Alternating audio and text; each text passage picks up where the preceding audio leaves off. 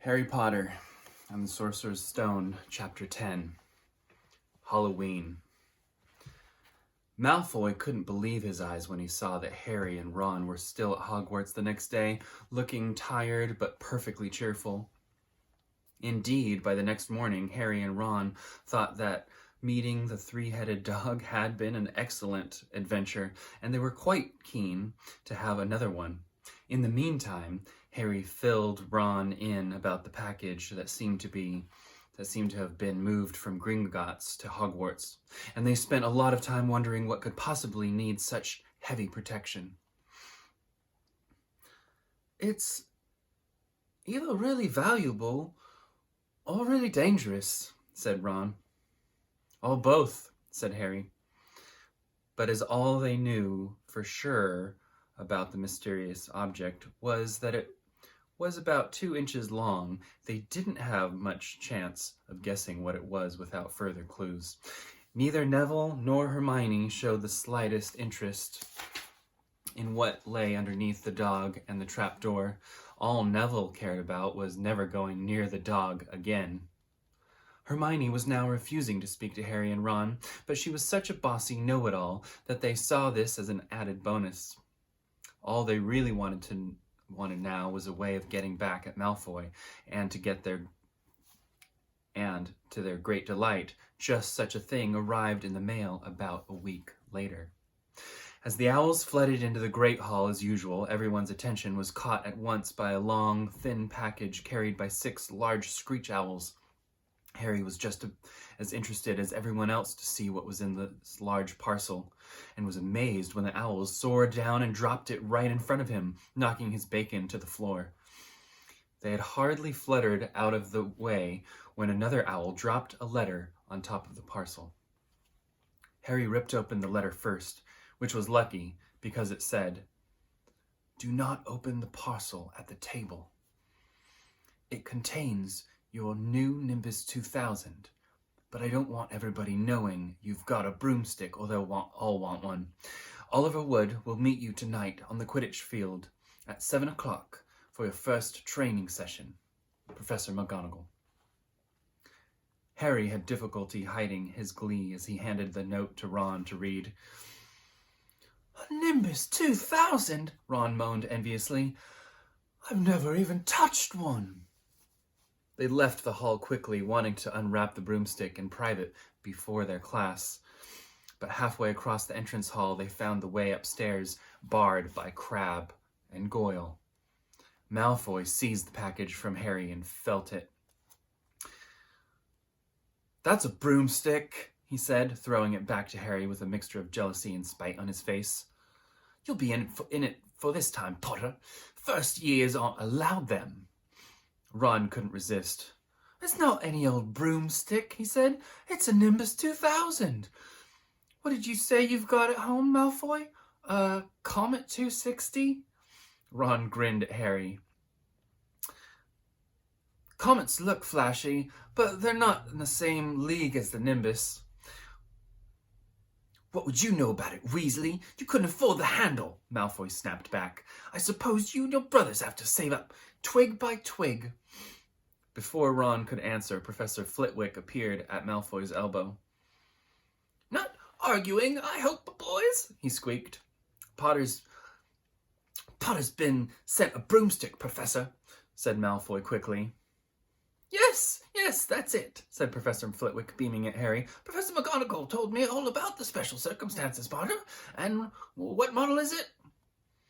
A Nimbus 2000, sir," said Harry, fighting not to laugh at the look of horror on Malfoy's face. "And it's really thanks to Malfoy here that I've got it," he added. Harry and Ron headed upstairs, smothering their laughter at Malfoy's obvious rage and confusion. "Well, it's here," Harry chortled as they reached the top of the marble staircase. "If he hadn't stolen Neville's Remember-All, I wouldn't be on this team." "So I suppose you think that's a reward for breaking rules?" came an angry voice from just behind them. Hermione was stomping up the stairs, looking disapprovingly at the package in Harry's hand. "I thought you weren't speaking to us," said Harry. Yes, yes, don't stop now, said Ron. It's doing us so much good. Hermione marched away with her nose in the air. Harry had a lot of trouble keeping his mind on his lessons that day. It kept wandering up to the dormitory where his new broomstick was lying under his bed, or straying off to the Quidditch field where he'd be learning to play that night. He bolted his dinner that evening without noticing what he was eating, and then rushed upstairs with Ron to unwrap the Nimbus 2000 at last. Wow, Ron sighed as the broomstick rolled onto Harry's bedspread. Even Harry, who knew nothing about the different brooms, thought it looked wonderful. Sleek and shiny, with a mahogany handle. It had a long tail of neat, straight twigs, and Nimbus 2000 written in gold near the top. At 7 o'clock, it drew near. Harry left the castle and set off in the dusk toward the Quidditch field. He'd never been inside the stadium before. Hundreds of seats were raised in stands around the field so that the spectators were high enough to see what was going on. At either end of the field were 3 gold poles with hoops on the end. They reminded Harry of the little plastic sticks Muggle children blew bubbles through, except that they were 50 feet high. Too eager to fly again to wait for Wood, Harry mounted his broomstick and kicked off from the ground. What a feeling! He swooped in and out of the goalposts and then sped up and down the field. The Nimbus 2000 turned wherever he wanted at his lightest touch. Harry Potter, come down! Oliver Wood had arrived. He was carrying a large wooden crate under his arm. Harry landed next to him. Very nice, said Wood, his eyes glinting. I see what McGonagall meant. You really are a natural. I'm just going to teach you the rules this evening, then you'll be joining the team practice 3 times a week. He opened the crate. Inside were 4 different-sized balls.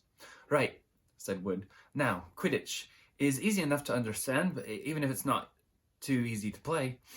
There are 7 players on each side. 3 of them are called chasers. 3 chasers, Harry repeated, as Wood took out a bright red ball about the size of a soccer ball. This ball's called the quaffle, said Wood.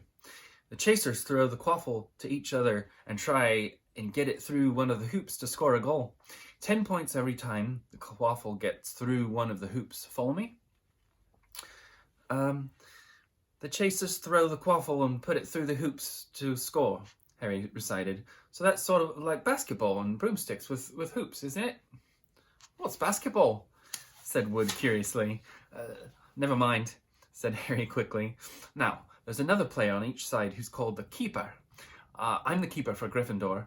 I have to fly around our hoops and stop the other team from scoring. 3 chasers and 1 keeper, said Harry, who was determined to remember it all. And they play with the quaffle. Oh, okay, got that. So, what are they for? He pointed at the 3 balls left inside the box. Oh, I'll show you now, said Wood. Take this. He handed Harry a small club, a bit like a short baseball bat. I'm going to show you what the bludgers do, Wood said. These 2 are the bludgers. He showed Harry 2 identical balls, jet black and slightly smaller than the red quaffle. Harry noticed that they seemed to be straining to escape the straps holding them inside the box. Stand back, Wood warned Harry. He bent down and freed one of the bludgers. At once the black ball rose high in the air and then pelted straight at Harry's face. Harry swung at it with the bat to stop it from breaking his nose and sent it zigzagging away into the air. It zoomed around their heads and then shot at Wood, who dived on top of it and managed to pin it to the ground. See? Wood panted, forcing the struggling bludger back into the crate and strapping it down safely. The bludgers rocket around trying to knock players off their brooms. That's why you have 2 beaters on each team. The Weasley twins are ours. It's their job to protect their side from the bludgers and try and knock them toward the other team. So, I think you've got all that. 3 chasers and score the quaffle. The keeper of the goalposts. The beaters keep the bludgers away from their team. Harry reeled off. Very good, said Wood. Have the Bludgers ever killed anyone? Harry asked, hoping he sounded offhand. Never at Hogwarts. We've had a couple of broken jaws, but nothing worse than that. Now, the last member of the team is the Seeker. That's you. And you don't have to worry about the Quaffle or the Bludgers. Unless they crack open my head. Oh, don't worry, the Weasleys are more than a match for the Bludgers. I mean, they're like a pair of human Bludgers themselves. Wood reached into the crate and took out the fourth and last ball. Compared with the Quaffle and the Bludgers, it was tiny, about the size of a large walnut. It was bright gold and had little fluttering silver wings. This, said Wood, is the Golden Snitch, and it's the most important ball of the lot. It's very hard to catch because it's so fast and difficult to see. It's the Seeker's job to catch it. You've got to weave in and out of the Chasers, Beaters, Bludgers, and Quaffles to get it before the other team's Seeker, because whichever Seeker catches the Snitch wins his team an extra 150 points. So they nearly always win. That's why Seekers get fouled so much. A game of Quidditch only ends when the Snitch is caught, so it can go on for ages. I think the record is 3 months. They had to keep bringing in on substitutes so the players could get some sleep. Well, that's it. Any questions? Harry shook his head. He understood what he had to do, all right. It was doing it that was the problem. We won't practice with the Snitch yet, said Wood, carefully shutting it back inside the crate. It's too dark. We might lose it. Let's try out a few of these. He pulled a bag of ordinary golf balls out of his pocket, and a few minutes later, he and Harry were up in the air, Wood throwing the golf balls as hard as he could in every direction for Harry to catch. Harry didn't miss a single one, and Wood was delighted. After half an hour, night had nearly fallen, and they couldn't carry on. That Quidditch Cup will have our name on it this year, said Wood happily as they trudged back up to the castle. I wouldn't be too surprised if you turn out to be better than Charlie Weasley. And he could have played for England if he hadn't gone off chasing dragons. Perhaps it was because he was now so busy, what with Quidditch practice 3 evenings a week on top of all his homework, but Harry could hardly believe it when he realized that he had already been at Hogwarts 2 months. The castle felt more like a home than Privet Drive ever had. His lessons, too, were becoming more and more interesting now that they had mastered the basics. On Halloween morning, they woke to the delicious smell of baking pumpkin wafting through the corridors. Even better, Professor Flitwick announced in Charms that he thought they were ready to start making objects fly, something they had all been dying to try since they'd seen him make Neville's toad zoom around the classroom. Professor Flitwick put the class into pairs to practice. Harry's partner was Seamus Finnegan, which was a relief because Neville had been trying to catch his eye. Ron, however, was to be working with Hermione Granger. It was hard to tell whether Ron or Hermione was angrier about this. She hadn't spoken to either of them since the day Harry's broomstick had arrived. Now, don't forget that nice wrist movement we've been practicing, squeaked Professor Flitwick, perched on top of his pile of books as usual. Swish and flick, remember? Swish and flick. And saying the magic words properly is very important, too. Never forget Wizard Barufo, who said S instead of F, and found himself on the floor with a buffalo on his chest. It was very difficult. Harry and Seamus swished and flicked, but the feather they were supposed to be sending skyward just lay on the desktop. Seamus got so impatient that he prodded it with his wand and set fire to it. Harry had to put it out with his hat. Ron, at the next table, wasn't having much more luck. Wingardium Leviosa, he shouted, waving his long arms like a windmill. You're saying it wrong, Harry heard Hermione snap. It's Wingardium Leviosa, not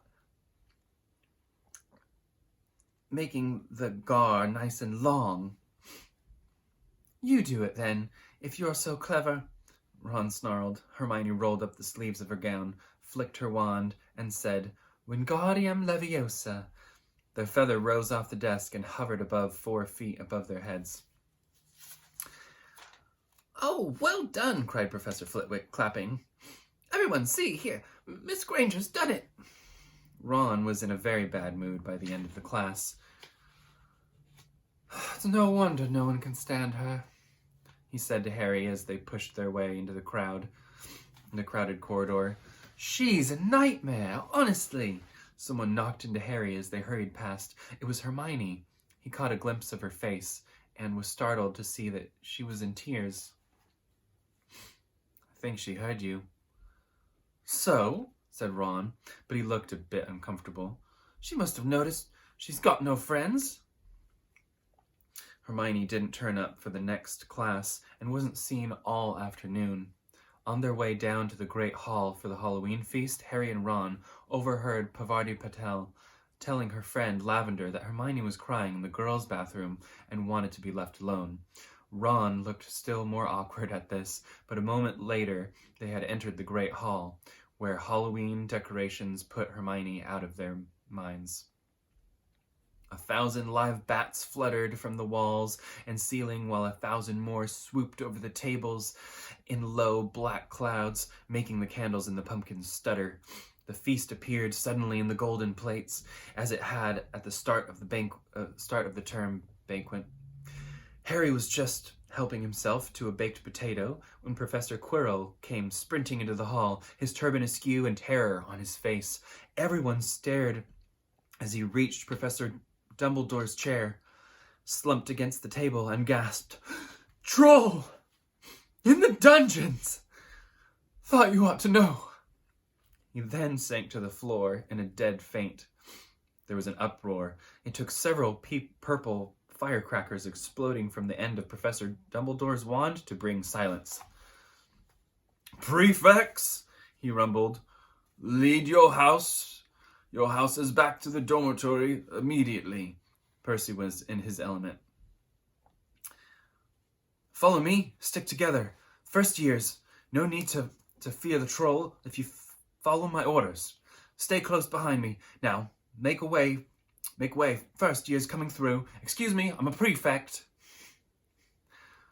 How could a troll get in? Harry asked as they climbed the stairs. Don't ask me. They're supposed to be really stupid, said Ron. Maybe Peeves let it in for a Halloween joke. They passed different groups of people hurrying in different directions. As they jostled their way through a crowd of confused Hufflepuffs, Harry suddenly grabbed Ron's arm. I've just thought, Hermione! What about her? She doesn't know about the troll. Ron bit his lip. All right, he snapped. But Percy had better not see us. Ducking down, they joined the Hufflepuffs, going the other way, slipped down a deserted side corridor, and hurried off toward the girls' bathroom. They had just turned the corner when they heard quick footsteps behind them. Percy! Hissed Ron, pulling Harry behind a large stone griffin. Peering around it, however, they saw not Percy, but Snape. He crossed the corridor and disappeared from view. What's he doing? Harry whispered. Why isn't he down in the dungeons with the rest of the teachers? Search me. Quietly as possible, they crept along the next corridor after Snape's fading footsteps. He's heading for the 3rd floor, Harry said, but Ron held up his hand. Can you smell something? Harry sniffed. A foul stench reached his nostrils, a mixture of old socks and the kind of public toilet no one seems to clean. And then they heard it, a low grunting and the shuffling footfalls of gigantic feet. Ron pointed at the end of a passage to the left. Something huge was moving toward them. They shrank into the shadows and watched as it emerged into a patch of moonlight. It was a horrible sight. 12 feet tall, its skin was a dull granite gray. Its great lumpy body like a boulder with its small bald head perched on top like a coconut. It had short legs, thick as tree trunks with flat, horny feet. The smell coming from it was incredible. It was holding a huge wooden club which dragged along the floor because its arms were so long. The troll stopped next to a doorway and peered inside. It waggled its long ears, making up its tiny mind, then slouched slowly into the room. "The key's in the lock," Harry muttered. "We could lock it in." "Good idea," said Ron nervously. They edged toward the open door, mouths dry, praying the troll wasn't about to come out of it. With one great leap, Harry managed to grab the key, slam the door, and lock it. "Yes!" They flushed with their victory. They started to run back up the passage, but as they reached the corner, they heard something that made their hearts stop, a high, petrified scream, and it was coming from the chamber they'd just chained up. "Oh no," said Ron, pale as the Bloody Baron. "It's the girls' bathroom," Harry gasped. "Hermione," they said together. It was the last thing they wanted to do, but what choice did they have? Wheeling around, they sprinted back to the door and turned the key, fumbling in their panic. Harry pulled the door open and they ran inside. Hermione Granger was shrieking against the wall opposite, looking as if she was about to faint. The troll was advancing on her, knocking the sinks off the walls as it went. "Confuse it," Harry said desperately to Ron, and seizing a tap, he threw it as hard as he could against the wall. The troll stopped a few feet from Hermione. It lumbered around, blinking stupidly to see what had made the noise. Its mean little eyes saw Harry. It hesitated, then made for him instead, lifting its club as it went. "Oi! Bee-brain!" yelled Ron from the other side of the chamber, and he threw a metal pipe at it. The troll didn't even seem to notice the pipe hitting its shoulder, but it heard the yell and paused again, turning its ugly snout toward Ron instead, giving Harry time to run around it. "Come on, run, run!" Harry yelled at Hermione, trying to pull her toward the door, but she couldn't move. She was still flat against the wall, her mouth open with terror. The shouting and the echoes seemed to be driving the troll berserk. It roared again and started toward Ron, who was nearest and had no way to escape. Harry did something that was both very brave and very stupid.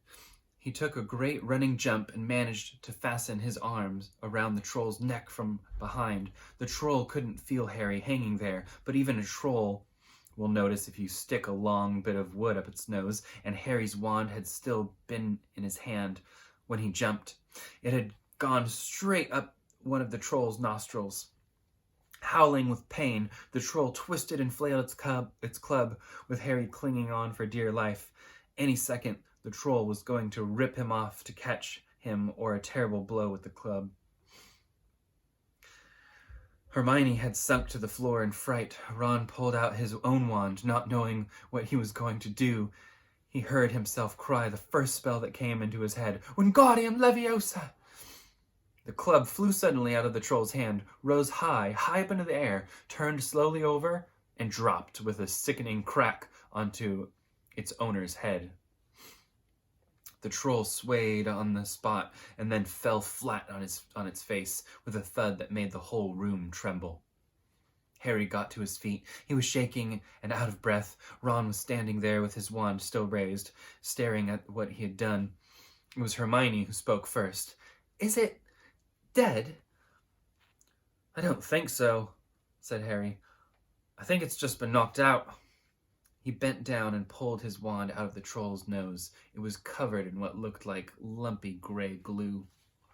"Ugh, troll bogies." He wiped it on the troll's trousers. A sudden slamming and loud footsteps made the three of them look up. They hadn't realized what a racket they'd been making, but of course someone downstairs must have heard the crashes and the troll's roars. A moment later, Professor McGonagall had come bursting into the room, closely followed by Snape, with Quirrell bringing up the rear. Quirrell took one look at the troll, let out a faint whimper, and sat quietly down on a toilet, clutching his heart. Snape bent over the troll. Professor McGonagall was looking at Ron and Harry. Harry had never seen her look so angry. Her lips were white. Hopes of winning 50 points for Gryffindor faded quickly from Harry's mind. What on earth were you thinking of? Said Professor McGonagall with cold fury in her voice. Harry looked at Ron, who was still standing with his wand in the air. You lucky you weren't killed. Why weren't you in your dormitory? Snape gave Harry a swift, piercing look. Harry looked at the floor. He wished Ron would put his wand down. Then a small voice came out of the shadows. Please, Professor McGonagall, they were looking for me. Miss Granger. Hermione had managed to get to her feet at last. I went looking for the troll because I thought I could deal with it on my own, because I've read a lot about them. Ron dropped his wand. Hermione Granger telling a downright lie to a teacher? If they hadn't found me, I'd be dead now. Harry stuck his wand up its nose and Ron knocked it out with its own club. They didn't have time to come and fetch anyone. It was about to finish me off when they arrived. Harry and Ron tried to look as though this story wasn't new to them. Well, in that case, said Professor McGonagall, staring at the three of them. Miss Granger, you foolish girl. How could you think of tackling a mountain troll on your own? Hermione hung her head. Harry was speechless. Hermione was the last person to do anything against the rules. And here she was pretending she had, to get them out of trouble. It was as if Snape had started handing out sweets. Miss Granger, 5 points will be taken from Gryffindor for this, said Professor McGonagall. I'm very disappointed in you. If you're not hurt at all, you better go off to Gryffindor Tower. Students are finishing feast in their houses. Hermione left. Professor McGonagall turned to Harry and Ron. Well, I say you were lucky, but not many first years could have taken on a full-grown mountain troll. You each win Gryffindor 5 points. Professor Dumbledore will be informed of this. You may go. They hurried out of the chamber and didn't speak at all until they had climbed 2 floors up. It was a relief to be away from the smell of the troll, quite apart from anything else. We should have gotten more than 10 points, Ron grumbled. 5, you mean, once she's taken off Hermione's. Good of her to get us out of trouble like that, Ron admitted. Mind you, we did save her. She might not have needed saving if we hadn't locked the thing in with her, Harry reminded him. They had reached the portrait of the fat lady. Pig snout, they said, and entered. The common room was packed and noisy. Everyone was eating the food that had been sent up. Hermione, however, stood alone by the door, waiting for them. There was a very embarrassed pause. Then, none of them looking at each other, they all said, thanks, and hurried off to get plates. But from that moment on, Hermione Granger became their friend. There are some things you can't share without ending up liking each other, and knocking out a 12-foot mountain troll is one of them. That is the end of chapter 10. Next is chapter 11, Quidditch.